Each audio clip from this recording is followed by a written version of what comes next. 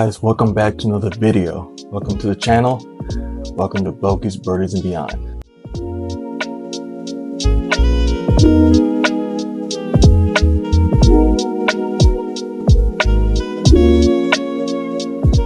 Guys, this is our first episode of Sit Down with Bogeys, Birdies, and Beyond, where I answer any guys' questions you guys have for me. Like I said, it could be personal about me, it could be about my golf journey. I'm here to answer all questions. The first question I got came from my loving, soon-to-be auntie-in-law, asking why. Now, joking aside, this is actually a good question. I would like to take this opportunity to explain my why I'm doing this, why I'm choosing this journey, why I'm choosing this venture. Well, it's a layered answer. So bear with me, guys. So if you guys haven't seen my workout video, here it is right here. I explained why I started working out. I explained how I avoided the excuses that I was making for myself, for why I wasn't going to the gym, why I wasn't working out, why I wasn't getting better or getting stronger. So many excuses. I didn't have time. The drive that I had to work was very long. I drive to Gainesville to work, about an hour and a half drive.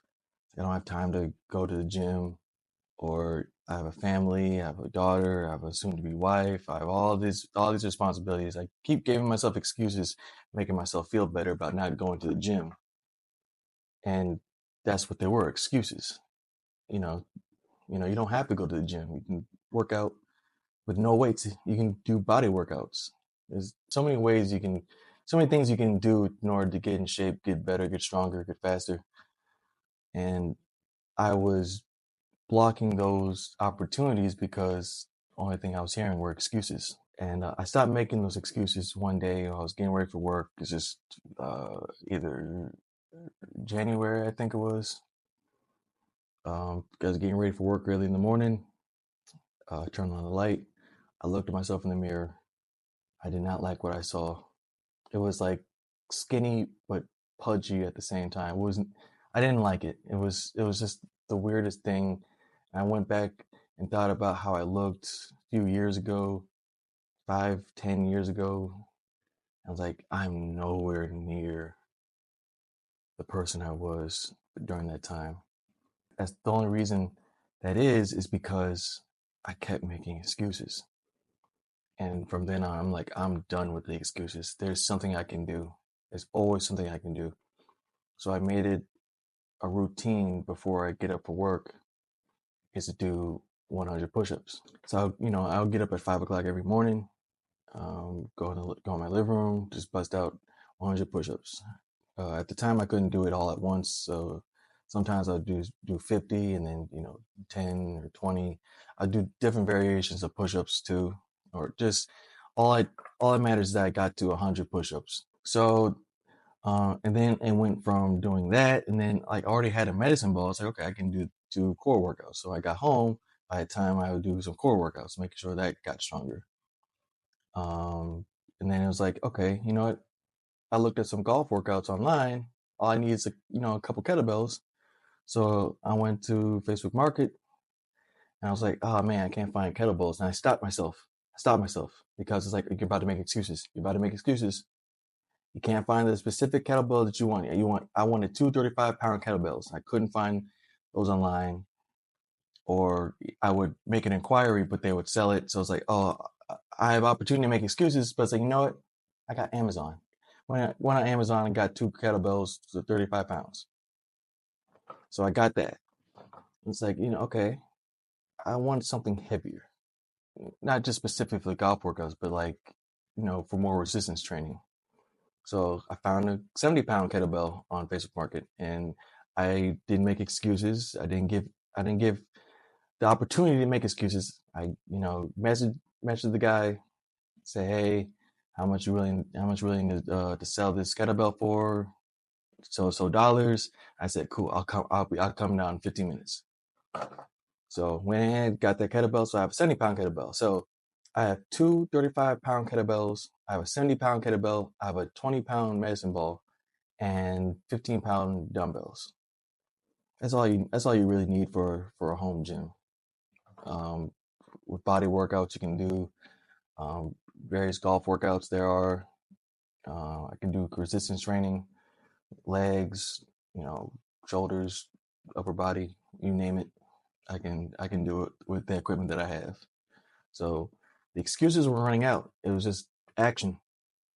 And then it was a grind for months, for days, weeks, months, just grinding. 100 turned to 150. Now I'm at 200. At some point, I'm gonna up it to 250 because now I can do 100 push-ups without stopping. So I'm gonna up it to 250.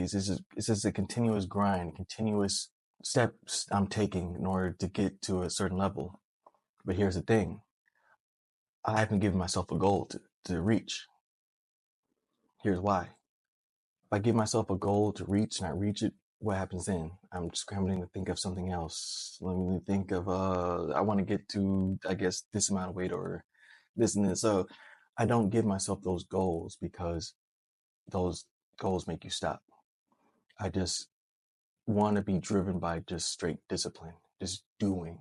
I'm just doing it. I'm not going for a certain goal. I'm not going for a certain weight or for, a certain amount of weights I can lift. I'm just doing to get better. I want to be better. I just want to be better. I want to be better than the person I was yesterday. Just even if it's 1%, it adds up. It accumulates. So it was just, let me just be better than the person I was yesterday. Let me be better than the person I was this day. Let me be better. And as you go along, as days stack and as weeks stack and as months stack, you look back into when I first started. Oh, this is a totally different person. But it just comes from discipline because motivation fades. It's no problem using motivation, but don't let it be your driving force because it fades over time.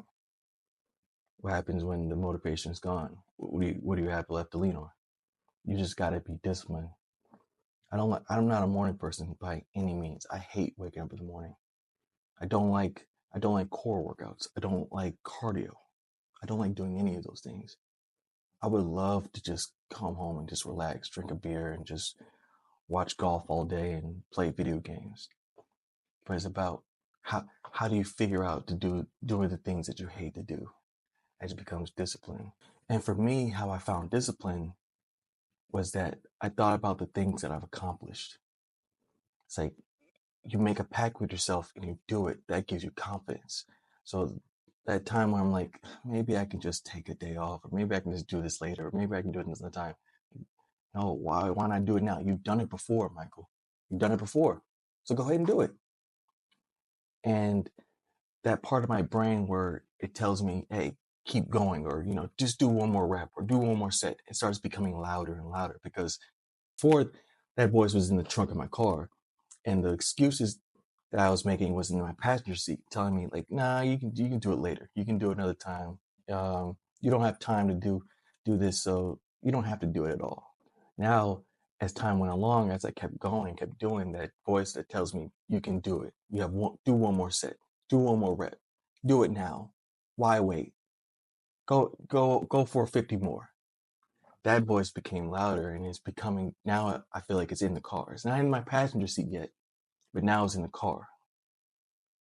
So it becomes now just continuously doing the things in repetition to make that voice louder and to put it into the passenger seat and to make the excuses voice put it in the trunk of my car. I don't want to get rid of it. I don't want it to kick out of the car. I want it to be in the trunk so I can have a voice to fight against in order to remain disciplined.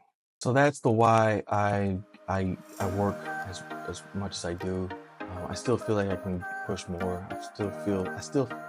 Part of me still feels lazy.